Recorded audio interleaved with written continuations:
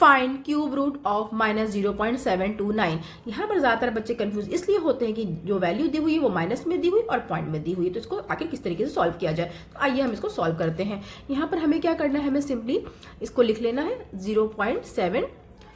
ये minus value है तो कोई दिक्कत नहीं है।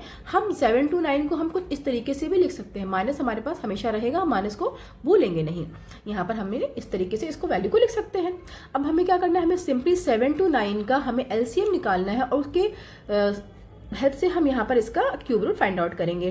तो हमारे पास यहाँ पर क्या आता है, 243 आता है, एंड देन हमारे पास आता है ये 81, और फिर उसके बाद आता है यहाँ पर 27, एंड देन यहाँ पर आता है 9, एंड देन हमारे पास आ गया यहाँ पर 3, और अब हमारे पास आ गया यहाँ पर 1। ठीक है, तो अगर हम इसकी पेयरिंग करते हैं तो कैसे करते हैं, यहाँ पर हमारे पास ये पेयरिंग बन गई है 3 की, हमने पेयरिंग कर ली है। और यहाँ पर जो है हमारे पास 1000 का जो क्यूब रूट होता है वो हमेशा 10 होता है। ठीक है, हम चाहे तो इसको इस तरीके से भी ले सकते हैं, हमें माइनस को भूलना नहीं है। हमने माइनस को यहाँ पर रख लिया, अब हम बात यहाँ पर ब्रैकेट लगा लेते हैं। ठीक है, तो हमने देखा कि यहाँ पर हमारे पास 3 की पेयरिंग बन रही है, तो हमने यहाँ पर इस तरीके से इसको लिख लिया। ठीक है, अब हम इसको एक और लिख लेते हैं, एक और पेयर को यहाँ पर लिख लेते हैं, 3 का हमारा हो गया। ठीक है, अब यहाँ पे नीचे को हम इसको अगर आप चाहो तो इस तरीके से भी आप कर सकते हैं। ठीक है, यहाँ पर हमने देखा कि यहाँ पर 10 का भी बन गया हमारे पास।